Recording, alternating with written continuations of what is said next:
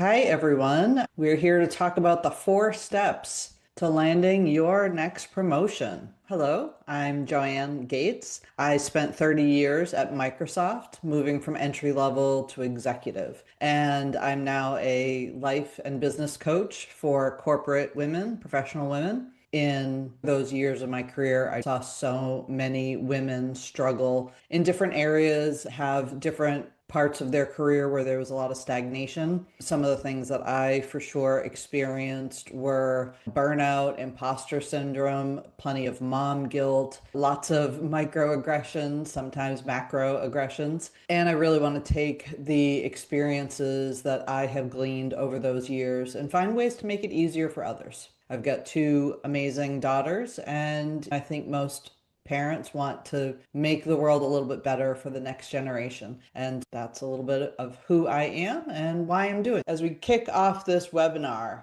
I want to make sure that you know that you're in the right place. And if you can say yes to even one of these statements here, you are absolutely in the right place. You feel like you're doing everything right, but you're not getting the recognition or advancement that you deserve. You want a promotion, but you aren't sure what actually counts as promotable work in your organization. You're tired of waiting for your manager to notice your readiness or initiate the conversation. You suspect you're being overlooked despite strong performance reviews. Things are just not adding up to you. You're ready to finally advocate for yourself, but you don't know how to do it without feeling pushy, self-promotional, generally very scientific term, icky. And these might be some of the things that you're doing that are just frankly not going to be enough to get you that promotion in and of itself. You're waiting for your boss to bring up that career growth. Your boss doesn't know that you even believe that you are ready. Again, you're not clear on work that is promotable. You choose to stay in the background and shy away from anything with visibility. This is one of the areas that I definitely find a lot of women fall into. They believe that our work alone should stand for itself and speak for itself. And I just need to tell you that is not the case very often. The promotion decision makers don't know who you are or what you do.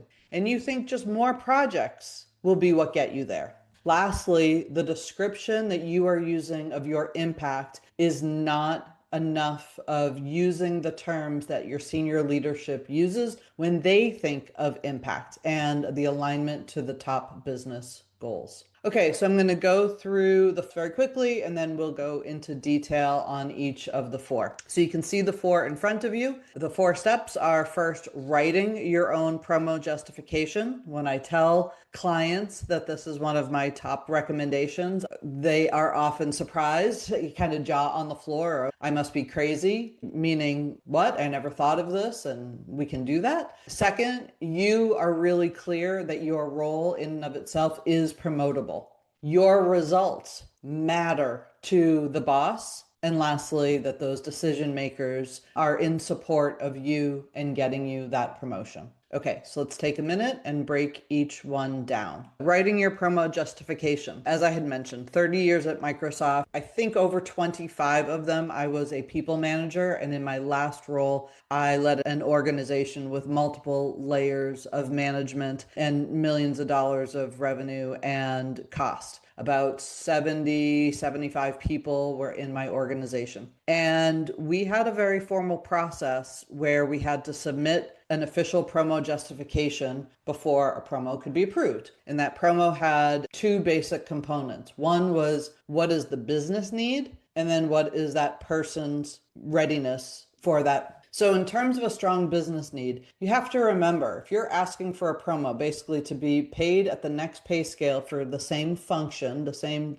general job, their cost structure is going up. So why should they do that? What is your business need for a promotion? You have to be explaining how having talent at that next pay scale is going to benefit the organization with more scope, more responsibility, more decision making, more autonomy, all of the reasons why having an individual at the next pay scale in that business role is a good business decision. In writing this promo justification, you get to decide how much of it to share with your management or keep to yourself. Either way, I strongly recommend whether you hand it to them and you go through it written or you use it as a conversation. But the next piece is, as you're outlining why you believe you are ready for that promo, and again, there's a strong business need, you need to understand where your manager agrees with you. Awesome. But more importantly, where do they disagree with you? You may say, hey, look, I'm doing excellent running area A, B, C, and D. And you may find that your manager says, that's all well and good, but the part that I really value is X, Y, and Z, and you're not doing that very well or enough or frequently enough or whatever the case may be. And so having this conversation gets you much closer to the same page of understanding what your manager's decision making is in terms of when they will advocate for a promotion for you. And then once you understand this gap, it is much more black and white to be able to say, oh, okay, understand. If I increase my frequency or quality or scope in that X, Y, and Z area in these ways, is that enough for you to, again, advocate for a promo for me? Yes or no? Give me some specifics, because it's that ambiguity and that gray area is often where an employee believes they are ready and they just can't understand why it's not happening. But a manager might have a similar clear point of view. That person is just not ready. And again, so then you can develop that plan to close any gaps. And then lastly, as I said, at least in my experience, we did have to submit official paperwork. So if you are at a spot where you feel comfortable saying, here, I've already written up all of the documentation that you need, you can just tweak it. It is saving your manager some amount of time, 20 minutes, 40 minutes, an hour, who knows. But anything that you can do to grease the skids, as they say, to help move that promotion forward is always a win. So this is my number one tip, because it has so many benefits in understanding if your manager supports you already. If they don't, what are they looking for? And getting clarification on, okay, if we close these gaps, will you then support this moving forward? All right. Step 2 is ensure your role is actually promotable. I was coaching a new client about a week and a half ago, and she was kind of that typical individual that I see that's frustrated because they're not getting promoted. And I asked her this question of, is this role that you're in promotable? And she tilted her head as if she hadn't asked herself that question.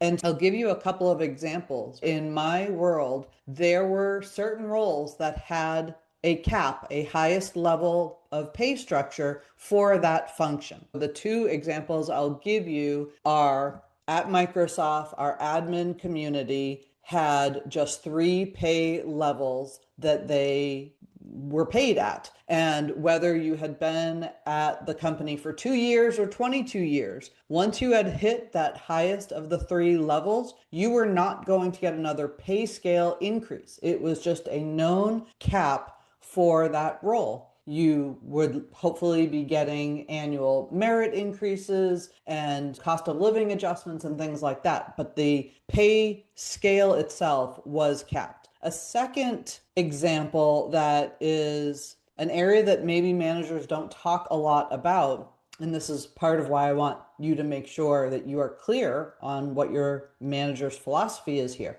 I had an individual in my team that was an amazing, fantastic engineer. He was an individual contributor, was at a senior manager level, and was ready, in his eyes, to move into the director, what we also call the principal band within the organization. And that's generally one of the larger steps in terms of pay scale increase. And he came to me and said, I'm feeling frustrated. I've been doing this job, doing it really well, getting very strong performance evaluations. Everyone is telling me I'm doing all the right things. Why am I not getting promoted? And I had to share with him that our organization at that time had a policy that principal director level roles required you to be a people manager. Now, you can argue with the policy, and I eventually did argue with my leadership about this policy, but I had to say to him, I'm really sorry. I love all of what you're doing, love having you on this team, would really hate to see you go, but right now I have a constraint. I am not going to be able to get you promoted given that you're not a people manager. And he had no desire to be a people manager, which I fully respect. And that was an area that we had a cap. Now, I mentioned that I got that policy changed because what happened after we had this conversation, he understood the situation. I'm sure he wasn't happy to hear it. He decided to move into another organization. And I think within 6, 8 months, he ended up getting promoted because it was clear that he had all of the capabilities. That team didn't have that policy. I was able to go back to my leadership and say, we're going to keep losing amazing talent because we have such this black and white policy that is frankly very out of date. And we had a strong business need for talent at that principal level. And if you don't let me change this policy, I'm going to keep losing that talent, have to backfill all the negatives that come when you lose amazing talent. So you can look around if you have teammates at that desired level. If you don't, that might be one of the indications that your role as it is, you might be at the upper level of the cap and it might not be promotable. Now, if you're in this situation where you find out that it is currently not promotable, is there any way that you can work with your leadership to make that role promotable? Generally, that means higher scope or broader scope, higher responsibilities, something in addition to what's happening now. Or if that individual had given me more time, I may have been able to get that policy changed quickly enough that we could have kept him on the team. I was still newer in my role. That was the first time this had happened in my tenure as the leader in that team. And so I was not immediately prepared to go and fight for this change. But it put a huge kind of bug in the back of my head of this is going to be a problem, isn't it? And over the next 6, 8 months, I kept seeing the theme pop up, and that's what prompted me to be able to get it changed. So make sure your role is actually promotable. And then if it currently isn't, what can you do in working with your leadership to make it promotable? Okay, third, making sure your results matter to the boss. This is often where storytelling comes into play. Many times when I'm talking to a client or a mentee and I ask them this question, I will hear something along the lines of, I'm doing like run the business work, the non-sexy part of the business, and I don't see how it immediately connects to the senior leader's business goals. And one of the things that I have to tell folks is, listen, whatever you're doing to keep the trains rolling, that has a direct correlation to the things that generate revenue, the things that contribute to customer loyalty or keeping costs down. And so you may need to spend some time crafting your stories, but look at the top business outcomes and key performance indicators, operation OKRs, outcomes and key results, and figure out how your work is directly contributing to those results. And then find the right way to frame it when you go back to your leadership to explain to them why your role is so darn important. And you need to use the terms that senior leadership uses and that they care about and resonates with them. And then as often as possible, you need to be reiterating that story. So whether it is in your performance evaluations, if you have monthly reports that go out, you're giving a presentation, continuing to frame things and remind your bosses why the work that you do is so important to them and to the business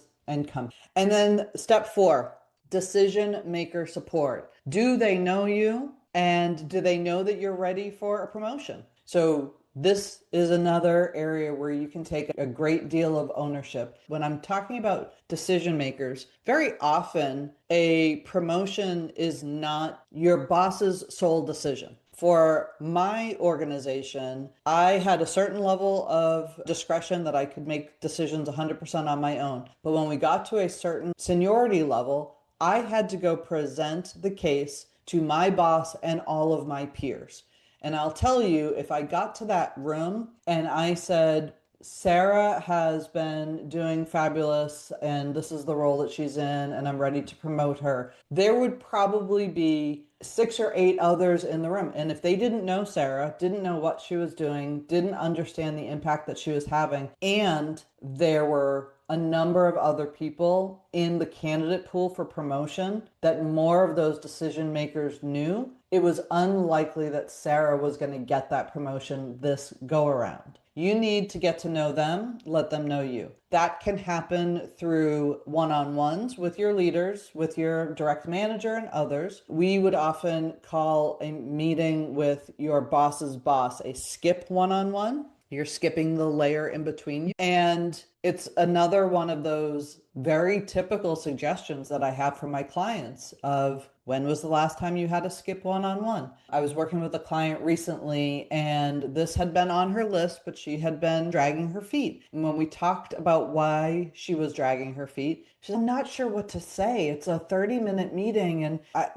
do I have to put a big dog and pony presentation together? And we slowed down and I said, listen, if you've got 30 minutes, take 10 minutes to tell that story of how you are driving results against the key business results that we mentioned. But then the last 20 minutes, you can be asking that leader, how would you recommend someone in my role show up better, differently, to be able to get the visibility that I need for decision maker support? What have you seen that has worked to get someone at my level promoted? What are the key characteristics that go into your decision making? So making sure, how do the decisions get made? That's again a great question to understand with that skip one-on-one. Who do I need to be working with? How do I need to show up? And taking every opportunity that you can to get some visibility for the right reasons with those decision makers. And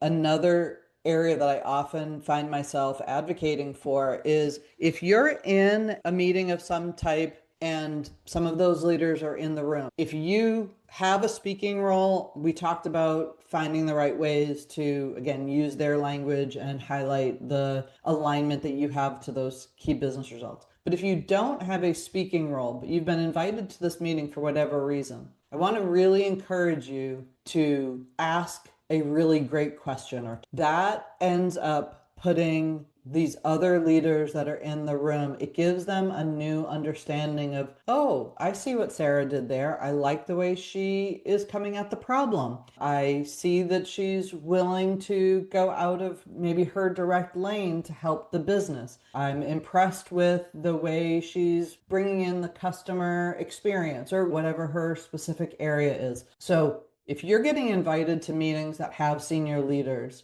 and you're silent for the entire meeting, I want you to start practicing, and maybe you do it as a little bit of a postmortem of, okay, I was just in this meeting. The next time, what are some areas where I can have a genuine business need to ask a really great question and to raise a topic that is important to that group? So finding ways to let these decision makers get to know you and just greatly improves the opportunity and possibility of when, someone like me would be bringing your name to a promotion. The more people that know you and say, absolutely, I know what Sarah's doing. She's driving all this revenue. She's keeping the trains rolling. We have had no security leaks and no privacy issues, and our ABC KPIs have been going really well with no issues. It's going to be a much, much easier conversation. Another way that you can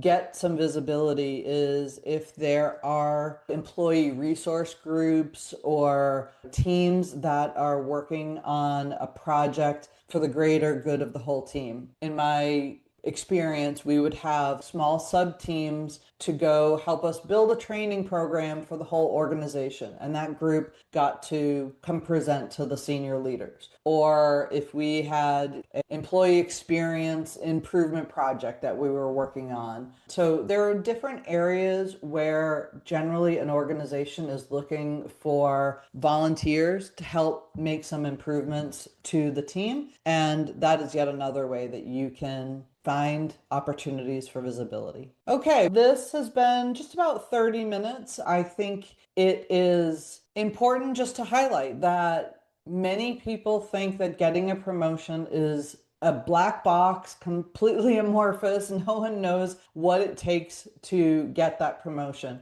And I just want to strongly encourage you. These 4 steps are going to get you so much further down the road, and it's going to put you in an ownership role of leading and driving your career. Thank you for attending today's webinar, taking some time out of your very busy day. And I hope that these steps you'll put into action and you'll unlock whatever's been holding you back from getting that promotion. If you are looking for help to create your own custom plan, I have one-on-one coaching slots open, and I invite you to schedule a complimentary consultation. You can snap that QR code and it'll bring you to my scheduling page, and we could get together and see what's going on for you and if I would be the right coach to help you get there. All right, I think that covers it for today. I hope you all have a wonderful day. Bye.